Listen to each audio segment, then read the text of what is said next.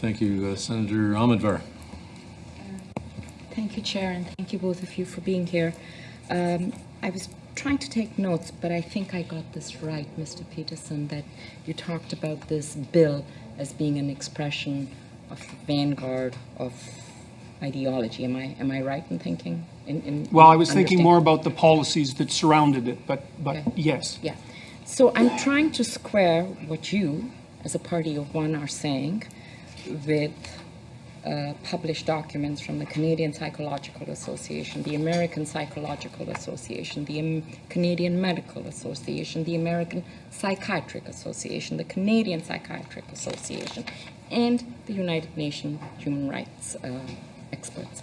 So these are all, these are not parties of one. They are associated. They are all, I imagine, lots of psychologists are members of the Canadian Psychology Association and the Canadian Psychiatry. So how are we to square what you're saying, which is your opinion, which you are absolutely entitled to, with what everyone is saying, plus the feelings and testimonies of the people who have suffered over 30 years, who've been taking issues to court? These are people who we've listened to. So how are we to square this? Okay, well, with regards to your second point, if the people that you're listening to aren't randomly selected from a population, then their opinions are worthless from the perspective of testimony, because you don't know if you're dealing with a biased sample. And that's a big problem with the public consultation process that underlied this bill.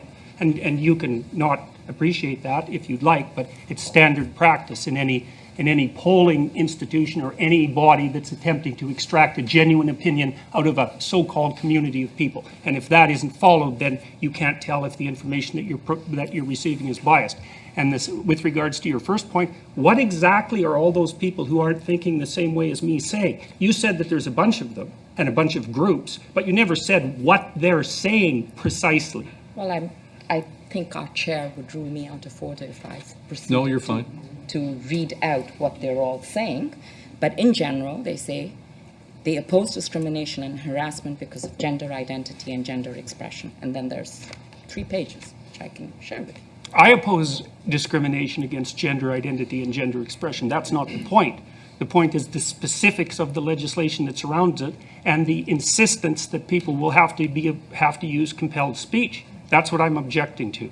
I've dealt with all sorts of people in my life, people who don't fit in all sorts of different ways. I'm not a discriminatory person. There's 500 hours of my teaching to my classrooms on tape on YouTube, and nobody's found a smoking pistol. I'm not a discriminatory individual, but I think this legislation is reprehensible, and I do not believe for a moment that it will do what it intends to do. I also don't think that my opinion deviates substantially from the bodies that you're describing, because you haven't provided any evidence that they say anything other than discrimination is a bad thing. And I think that unreasonable discrimination is a bad thing. And it's unreasonable when people are judged for any reason other than the specific competence that they bring to, say, a given position. It's not in anyone's best interest that that occurs. But I don't think that you've demonstrated in the least that the opinions that I'm putting forward exist in opposition to the standard practices, say, of my particular discipline. So, may I follow? Mm-hmm. Could you repeat one more time your response to Senators Gold and Pratt that the Ontario Human Rights Commission has provided what I would say reasonable alternatives to your objection to using pronouns? Well, I think it's been made clear in the presentation so far is that it depends on which part of the Ontario Human Rights Commission's policies you read.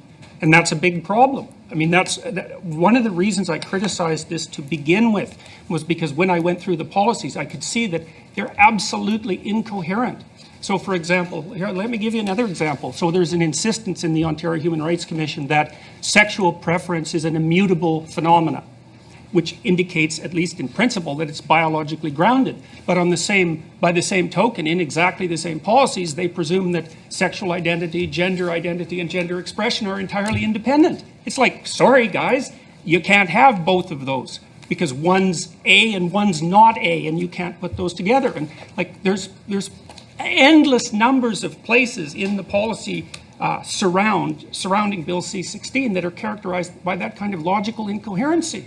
And I mean, what's it going to do to people who are transgender, who are making the claim that they were, say, born that way at birth, which is a strong claim. That's a biological claim. It indicates that there's a direct causal connection between some biological phenomena and the expression of a particular identity. It's actually the strongest defense that people who have, let's call them non-standard sexual identities or gender identities, have to defend their claims. I have to wrap it up there and move on to Senator Boisvert.